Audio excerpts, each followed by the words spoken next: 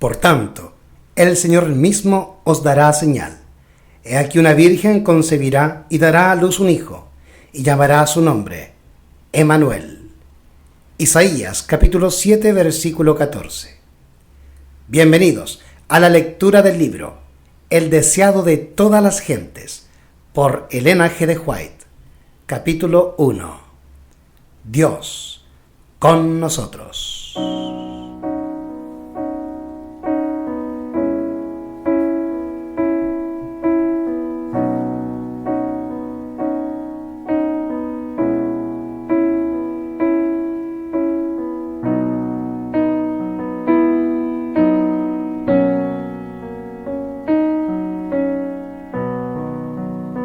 Y será llamado su nombre Emmanuel, Dios con nosotros.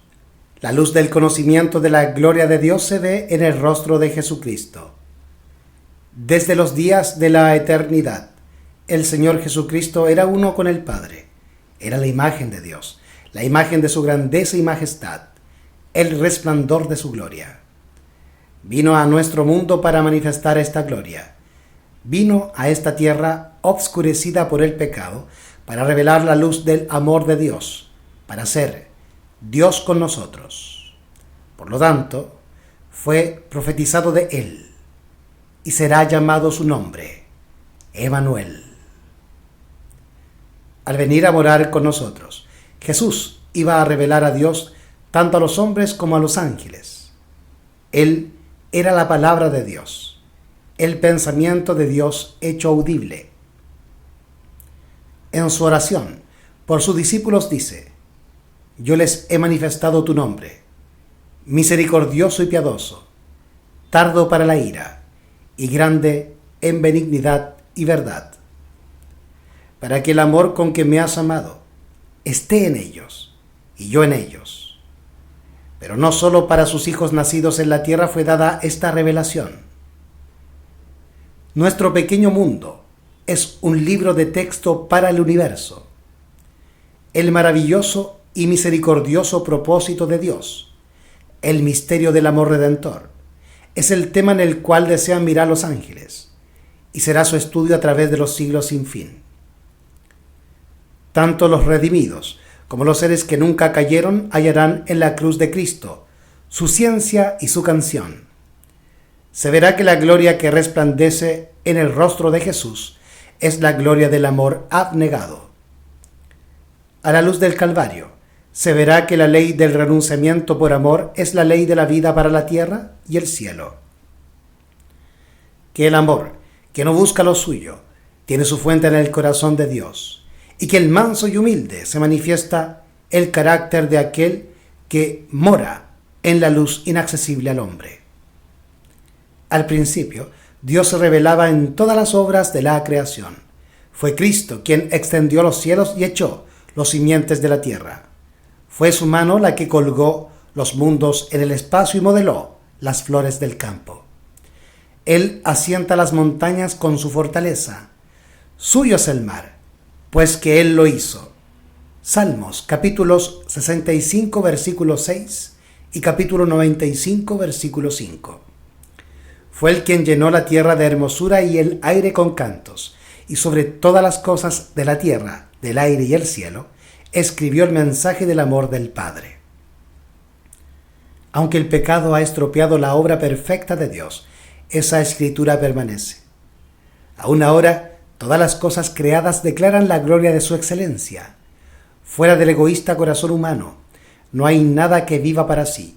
No hay ningún pájaro que surca el aire, ningún animal que se mueve en el suelo, que no sirva a alguna otra vida.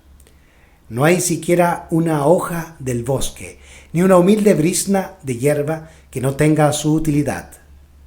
Cada árbol, arbusto y hoja emite ese elemento de vida, sin el cual no podrían sostenerse ni el hombre ni los animales. Y el hombre y el animal, a su vez, sirven a la vida del árbol y del arbusto y de la hoja. Las flores exhalan fragancia y ostentan su belleza para beneficio del mundo. El sol derrama su luz para alegrar 1000 mundos. El océano origen de todos nuestros manantiales y fuentes, recibe las corrientes de todas las tierras, pero recibe para dar. Las neblinas que ascienden de su seno riegan la tierra para que produzca y florezca. Los ángeles de gloria hallan su gozo en dar amor y cuidado incansable a las almas que están caídas y destituidas de santidad. Los seres celestiales desean ganar el corazón de los hombres. Traen a este obscuro mundo luz de los atrios celestiales. Por un ministerio amable y paciente, obran sobre el espíritu humano para poner a los perdidos en una comunión con Cristo aún más íntima que la que ellos mismos pueden conocer. Pero apartándonos de todas las representaciones menores, contemplamos a Dios en Jesús. Mirando a Jesús, vemos que la gloria de nuestro Dios consiste en dar. Nada hago de mí mismo, dijo Cristo. Me envió el Padre viviente, y yo vivo por el Padre. No busco mi gloria, sino la gloria del que me envió. Juan, capítulos 8, versículo 28, capítulo 6, versículo 57, 8, versículo 50 y capítulo 7, versículo 18. En estas palabras se presenta el gran principio que es la ley de la vida para el universo. Cristo recibió todas las cosas de Dios, pero las recibió para darlas. Así también en los atrios celestiales, en su ministerio en favor de todos los seres creados, por medio del Hijo amado fluye a todos la vida del Padre. Por medio del Hijo vuelve en alabanza y gozoso servicio, como una marea de amor a la gran fuente de todo. Y así, por medio de Cristo, se completa el circuito de beneficencia, que representa el carácter del gran dador, la ley de la vida. Esta ley fue quebrantada en el cielo mismo. El pecado tuvo su origen en el egoísmo. Lucifer, el querubín protector, deseó ser el primero en el cielo. Trató de dominar a los seres celestiales, apartándolos de su Creador y granjearse su homenaje. Para ello presentó falsamente a Dios, atribuyéndole el deseo de ensalzarse.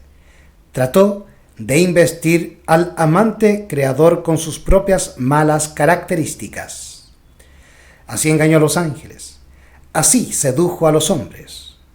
Los indujo a dudar de la palabra de Dios y a desconfiar de su bondad, por cuanto Dios es un Dios de justicia y terrible majestad. Satanás los indujo a considerarle como severo e inexorable. Así consiguió que se uniesen con él en su rebelión contra Dios, y la noche de la desgracia se asentó sobre el mundo. La tierra quedó obscura porque se comprendió mal a Dios, a fin de que pudiesen iluminarse las lóbregas sombras, a fin de que el mundo pudiera ser traído de nuevo a Dios. Había que quebrantar el engañoso poder de Satanás. Esto no podía hacerse por la fuerza. El ejercicio de la fuerza es contrario a los principios del gobierno de Dios. Él desea tan solo el servicio de amor, y el amor no puede ser exigido. No puede ser obtenido por la fuerza o la autoridad. El amor se despierta únicamente por el amor. El conocer a Dios es amarle. Su carácter debe ser manifestado en contraste con el carácter de Satanás. En todo el universo había un solo ser que podía realizar esta obra. Únicamente aquel que conocía la altura y la profundidad del amor de Dios podía darlo a conocer. Sobre la oscura noche del mundo debía nacer el sol de justicia, trayendo salud eterna en sus alas. Malaquías capítulo 4, versículo 2. El plan de nuestra redención no fue una reflexión ulterior, formulada después de la caída de Adán. Fue una revelación del misterio que por tiempos eternos fue guardado en silencio. Romanos capítulo 16, versículo 25. Fue una manifestación de los principios que desde edades eternas habían sido el fundamento del trono de Dios. Desde el principio, Dios y Cristo sabían de la apostasía de Satanás y de la caída del hombre seducido por el apóstata. Dios no ordenó que el pecado existiese, sino que previó su existencia e hizo provisión para hacer frente a la terrible emergencia.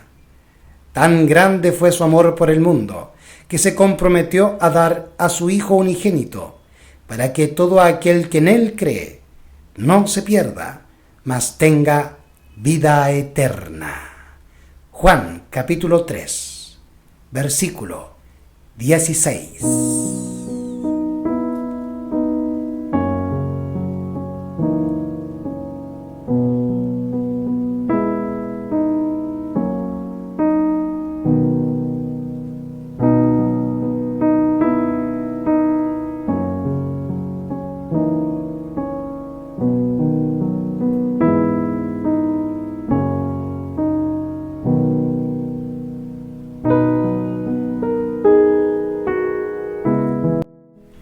Lucifer había dicho: sobre las estrellas de Dios ensalzaré mi trono, seré semejante al Altísimo. Isaías capítulo 14 versículos 13 y 14. Pero Cristo, existiendo en forma de Dios, no estimó el ser igual a Dios como cosa a que debía aferrarse, sino que se desprendió de ella, tomando antes la forma de un siervo, siendo hecho en semejanza de los hombres. Filipenses capítulo 2 versículos 6 y 7. Este fue un sacrificio voluntario. Jesús podría haber permanecido al lado del Padre, podría haber conservado la gloria del cielo y el homenaje de los ángeles, pero prefirió devolver el cetro a las manos del Padre y bajar del trono del universo, a fin de traer luz a los que estaban en tinieblas y vida a los que perecían. Hace casi 2000 años se oyó en el cielo una voz de significado misterioso que, partiendo del trono de Dios, decía: He aquí yo vengo, sacrificio y ofrenda, no los quisiste, empero un cuerpo me has preparado. He aquí yo vengo, en el rollo del libro está escrito de mí, para hacer, oh Dios, tu voluntad. Hebreos capítulo 10, versículos 5 al 7. En estas palabras se anunció el cumplimiento del propósito que había estado oculto desde las edades eternas. Cristo estaba por visitar nuestro mundo y encarnarse. Él dice: un cuerpo me has preparado. Si hubiese aparecido con la gloria que tenía con el Padre antes que el mundo fuese, no podríamos haber soportado la luz de su presencia. A fin de que pudiésemos contemplarla y no ser destruidos, la manifestación de su gloria fue velada. Su divinidad fue cubierta de humanidad. La gloria invisible tomó forma humana visible. Este gran propósito había sido anunciado por medio de figuras y símbolos. La zarza ardiente, en la cual Cristo apareció a Moisés, revelaba a Dios. El símbolo elegido para representar a la divinidad era una humilde planta que no tenía atractivos aparentes, pero encerraba el infinito. El Dios que es todo misericordia velaba su gloria en una figura muy humilde, a fin de que Moisés pudiese mirarla y sobrevivir. Así también, en la columna de nube de día y la columna de fuego de noche, Dios se comunicaba con Israel, les revelaba su voluntad a los hombres y les impartía su gracia. La gloria de Dios estaba suavizada y velada, su majestad, a fin de que la débil visión de los hombres finitos pudiese contemplarla. Así Cristo había de venir en el cuerpo de nuestra bajeza. Filipenses capítulo 3, versículo 21. Hecho semejante a los hombres. A los ojos del mundo no poseía hermosura que lo hiciese desear. Sin embargo, era Dios encarnado, la luz del cielo y de la tierra. Su gloria estaba velada, su grandeza y majestad ocultas, a fin de que pudiese acercarse a los hombres, entristecidos y tentados. Dios ordenó a Moisés respecto a Israel: hacerme han un santuario, y yo habitaré entre ellos. Éxodo capítulo 25 versículo 8. Y moraba en el santuario en medio de su pueblo. Durante todas sus penosas peregrinaciones en el desierto, estuvo con ellos, el símbolo de su presencia. Así Cristo levantó su tabernáculo en medio de nuestro campamento humano. Hincó su tienda al lado de la tienda de los hombres, a fin de morar entre nosotros y familiarizarnos con su vida y carácter divinos. Aquel Verbo fue hecho carne y habitó entre nosotros, y vimos su gloria, gloria como del unigénito del Padre, lleno de gracia y de verdad. Juan capítulo 1 versículo 14. Desde que Jesús vino a morar con nosotros, sabemos que Dios conoce nuestras pruebas y simpatiza con nuestros pesares. Cada hijo e hija de Adán puede comprender que nuestro Creador es el amigo de los pecadores, porque en toda doctrina de gracia, toda promesa de gozo, todo acto de amor, toda atracción divina presentada en la vida del Salvador en la tierra, vemos a Dios con nosotros. Satanás representa la divina ley del amor como una ley de egoísmo. Declara que nos es imposible obedecer sus preceptos. Imputa al Creador la caída de nuestros primeros padres, con toda la miseria que ha provocado, e induce a los hombres a considerar a Dios como autor del pecado, del sufrimiento y de la muerte. Jesús había de desenmascarar este engaño. Como uno de nosotros, había de dar un ejemplo de obediencia. Para esto tomó sobre sí nuestra naturaleza y pasó por nuestras vicisitudes, por lo cual convenía que en todo fuese semejado a sus hermanos. Si tuviésemos que soportar algo que Jesús no soportó, en este detalle Satanás representaría el poder de Dios como insuficiente para nosotros. Por lo tanto, Jesús fue tentado en todo punto, así como nosotros. Hebreos capítulo 2, versículo 17 y capítulo 4, versículo 15. Soportó toda prueba a la cual estemos sujetos, y no ejerció en favor suyo poder alguno que no nos sea ofrecido generosamente. Como hombre, hizo frente a la tentación y venció en la fuerza que Dios le daba. Él dice: me complazco en hacer tu voluntad, oh Dios mío, y tu ley está en medio de mi corazón. Salmos capítulo 40 versículo 8. Mientras andaba haciendo bien y sanando a todos los afligidos de Satanás, demostró claramente a los hombres el carácter de la ley de Dios y la naturaleza de su servicio. Su vida testifica que para nosotros también es posible obedecer la ley de Dios. Por su humanidad, Cristo tocaba a la humanidad. Por su divinidad, se hacía del trono de Dios. Como hijo del hombre, nos dio un ejemplo de obediencia. Como hijo de Dios, nos imparte poder para obedecer. Fue Cristo quien habló a Moisés desde la zarza del monte Horeb diciendo: yo soy el que soy. Así dirás a los hijos de Israel: yo soy, me ha enviado a vosotros. Éxodo capítulo 3 versículo 14. Tal era la garantía de la liberación de Israel. Asimismo, cuando vino en semejanza de los hombres, se declaró: el yo soy.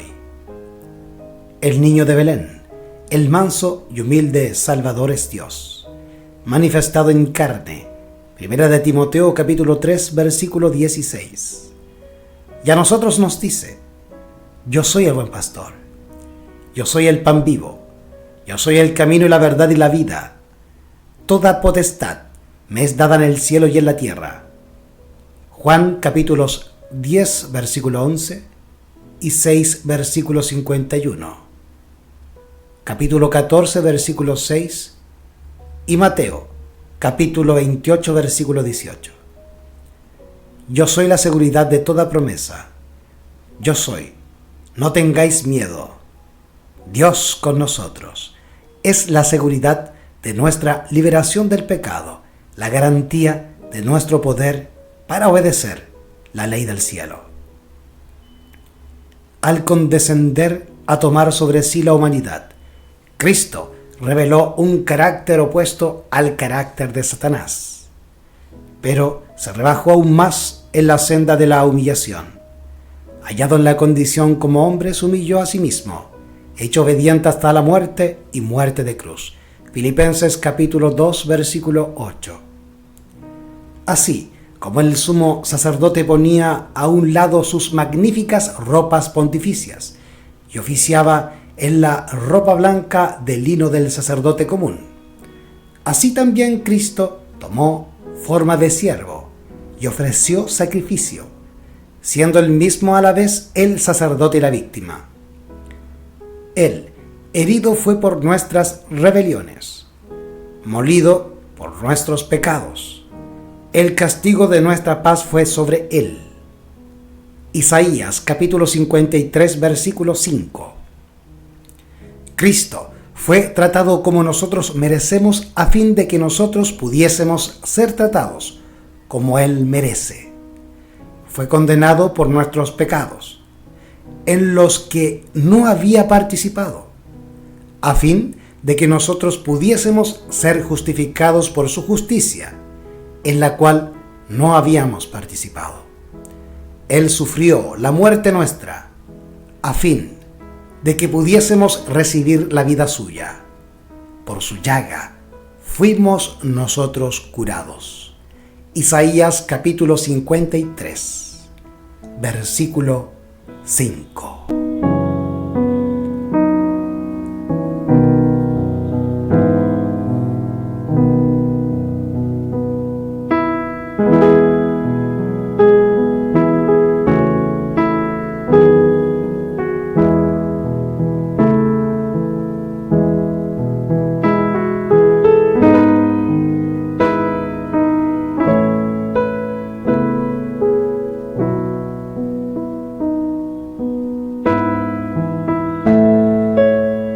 Por su vida y su muerte, Cristo logró aún más que restaurar lo que el pecado había arruinado. Era el propósito de Satanás conseguir una eterna separación entre Dios y el hombre. Pero en Cristo llegamos a estar más íntimamente unidos a Dios que si nunca hubiésemos pecado. Al tomar nuestra naturaleza, el Salvador se vinculó con la humanidad por un vínculo que nunca se ha de romper. A través de las edades eternas, queda ligado con nosotros, porque de tal manera amó Dios al mundo, que ha dado a su Hijo unigénito. Juan capítulo 3, versículo 16. Lo dio no solo para que llevase nuestros pecados y muriese como sacrificio nuestro, lo dio a la especie caída, para asegurarnos los beneficios de su inmutable consejo de paz. Dios dio a su Hijo unigénito para que llegase a ser miembro de la familia humana y retuviese para siempre su naturaleza humana. Tal es la garantía de que Dios cumplirá su promesa. Un niño nos es nacido, hijo nos es dado, y el principado sobre su hombro. Dios adoptó la naturaleza humana en la persona de su Hijo y la llevó al más alto cielo. Es el Hijo del Hombre quien comparte el trono del universo. Es el Hijo del Hombre cuyo nombre será llamado Admirable, Consejero, Dios Fuerte, Padre Eterno, Príncipe de Paz. Isaías capítulo 9, versículo 6. El Yo Soy es el mediador entre Dios y la humanidad, que pone sus manos sobre ambos. El que es santo, inocente, limpio, apartado de los pecadores, no se avergüenza de llamarlos hermanos. Hebreos capítulo 7, versículo 26 y capítulo 2, versículo 11. En Cristo, la familia de la tierra y la familia del cielo están ligadas. Cristo glorificado es nuestro hermano. El cielo está incorporado en la humanidad y la humanidad envuelta en el seno del amor infinito. Acerca de su pueblo, Dios dice: serán como piedras de una diadema, relumbrando sobre su tierra, porque cuán grande es su bondad y cuán grande es su hermosura. Zacarías capítulo 9 versículos 16 y 17. La exaltación de los redimidos será un testimonio eterno de la misericordia de Dios. En los siglos venideros, Él revelará la soberana riqueza de su gracia, en su bondad para con nosotros en Jesucristo, a fin de que sea dado a conocer a las potestades y a las autoridades en las regiones celestiales la multiforme sabiduría de Dios, de conformidad con el propósito eterno que se había propuesto en Cristo Jesús, Señor nuestro. Efesios capítulos 2, versículo 7, 3, versículo 10 y 11. Por medio de la obra redentora de Cristo, el gobierno de Dios queda justificado. El Omnipotente es dado a conocer como el Dios de amor. Las acusaciones de Satanás quedan refutadas y su carácter desenmascarado. La rebelión no podrá nunca volverse a levantar. El pecado no podrá nunca volver a entrar en el universo. A través de las edades eternas, todos estarán seguros contra la apostasía. Por el sacrificio abnegado del amor, los habitantes de la tierra y del cielo quedarán ligados a su Creador con vínculos de unión indisoluble. La obra de la redención estará completa. Donde el pecado abundó, sobreabundó la gracia de Dios. La tierra misma, el campo que Satanás reclama como suyo, ha de quedar no solo redimida, sino exaltada. Nuestro pequeño mundo, que es bajo la maldición del pecado, la única mancha obscura de su gloriosa creación, será honrado por encima de todos los demás mundos en el universo de Dios. Aquí, donde el Hijo de Dios habitó en forma humana, donde el Rey de Gloria vivió, sufrió y murió, aquí, cuando renueve todas las cosas, estará el tabernáculo de Dios con los hombres, morará con ellos, y ellos serán su pueblo, y el mismo Dios será su Dios con ellos, y a través de las edades sin fin, mientras los redimidos anden en la luz del Señor, le alabarán por su don inefable. Esto es Emmanuel, Dios con nosotros. El deseado de todas las gentes, por Elena G. de White.